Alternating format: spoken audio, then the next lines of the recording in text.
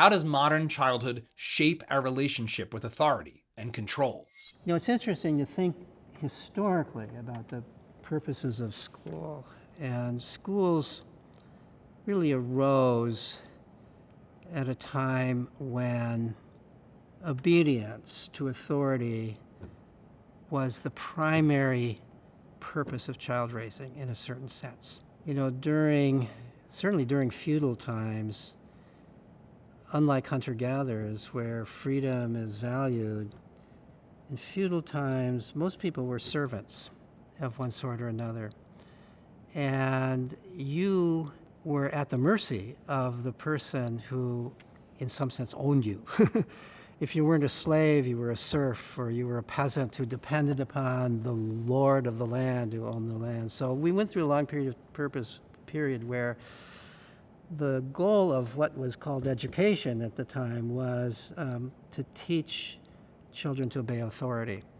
And the first schools were clearly oriented towards teaching to obey authority. The first mass education schools, at first they were Protestant schools in which the belief was, number one, children should know how to read so they could read the Bible, and number two, that they should believe the Bible, so there was doctrination in biblical instruction in these church-led schools.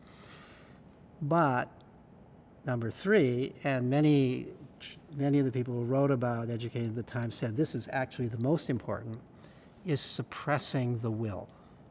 They use those terms, suppressing the will. Remember, historically, in Protestantism and Christianity in general, we're all born in sin. We're all born with a sinful free will. And if you're going to go to heaven, that has to be overridden. And the way that's overridden is by following authorities who tell you the difference between right and wrong, because you don't know that. You can't come, that's not come from within you. Only evil can come from with you. That was the belief. That was the religious belief of the time. And that was the belief that motivated a lot of the schools forming.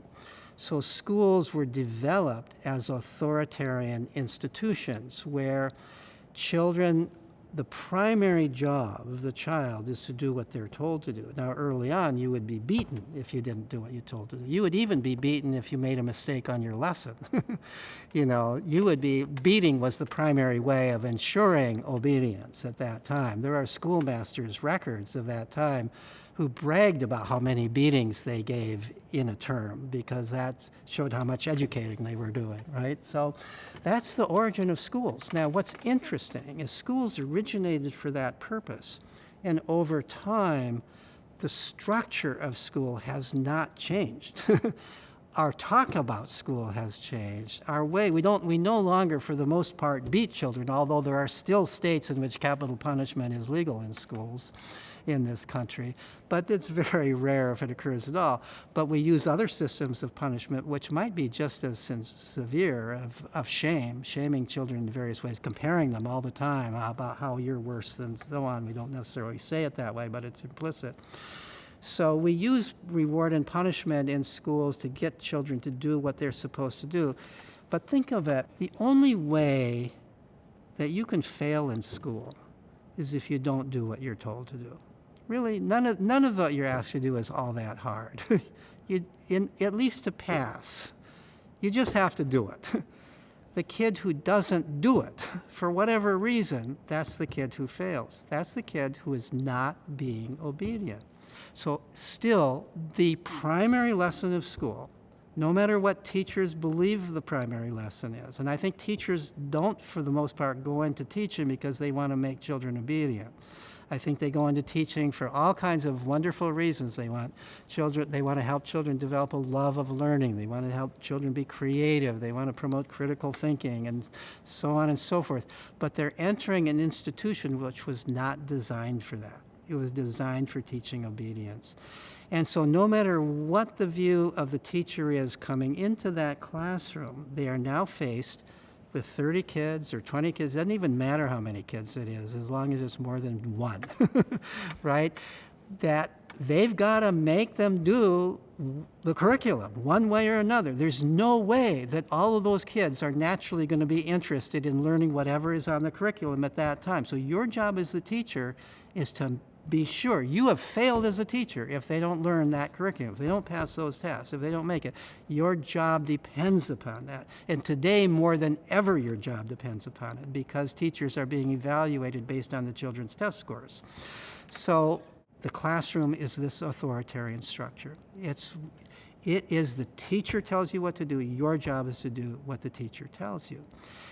That's more true today than it was when I was a kid in school, because at that time, it depended on who you had as the teacher. Teachers had a lot more freedom. I mean, the authoritarianism is extended above the teacher. Teachers have to do what they're told to do in the classroom, and then the kids have to do what the teachers are told to do. When I was a kid in the classroom, it depended a lot on the teacher. There are a lot of teachers who've said, well, you know, if you want to do this, do it. If you don't want to do this, I mean, I remember teachers who would say, you know, despite the fact that we had 2 recesses a day and a full hour outdoors at lunch, would say, oh, I see you're restless, get up and play. And this was not even in the earliest grades. This was in 5th and 6th grade. She had hula hoops in the room. She had jacks. We could get up and play for a little break because she thought we were restless. In other words, there was more student input, or she would ask us, you know, what is it you'd like to learn today? You know, but now the teachers don't have that freedom anymore. And I'm not saying that all teachers did that when I was a kid. There were very authoritarian teachers too when I was a kid. But now they're all authoritarian. By necessity, they're authoritarian because they're required to be so. So what happens how do you develop a sense of, I have a right to have an idea. My ideas are as important as anybody else's ideas. If you have been through this system where your ideas simply don't count, where your job is to learn what it is that you've been told you have to learn. Now, probably the saving grace about all of this, the reason it doesn't turn everybody into authoritarian people is because most kids are cynical about it. Most kids never buy it. Most kids see it for what it is. This is hoops I have to go through. That teacher isn't any smarter than I am. That curriculum, that answer that I have to give on the test, that's not necessarily the right answer. That's just the answer that I have to give. Probably the most cynical kids are the kids who are doing best. They're just totally cynical about it. This is the coop I have to go through. I'm memorizing this stuff for the test. I'm good at memorizing it for the test. So it hasn't created such a world of authoritarians as it might otherwise have. I think what a school that's designed for self-directed education does is you don't have to be cynical. You go to this school and you know that your ideas count because nobody is telling you that they don't count. This is a free marketplace of ideas. Your ideas, you know, whether or not other people accept your ideas depends on how well you argue for them, what evidence you present. It doesn't depend upon authority. It's not like there's somebody telling you, no, this is the right answer. Why and how was the modern school system created? The only way really to understand why schools are today what they are is by viewing them as a product of history. You know, if we just started off, if we were to develop schools today, if nobody had ever thought of the ideas of school before, and we just were designed a school based on what we know about how children learn, based on what are the characteristics we want our children to have, there's no way we would design schools like they are today. There's no way you would come up with that. There's no way that the science of how children learn, that everything we know about how children learn, there's no way that we would design a school system where everybody's supposed to learn the same things at the same time, and that you learn it and you're tested and you're learned by a system of reward and punishment, and there's always one right answer. It's just not what we would design.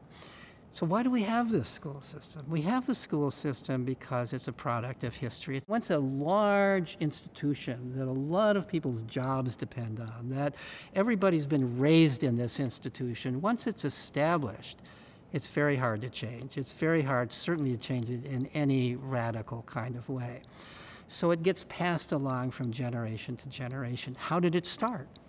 It started, and there's various ways to talk about it starting, but I think the primary beginning of the school system that we have today was really beginning as early as the 17th century, but certainly by the 18th century, the 1700s.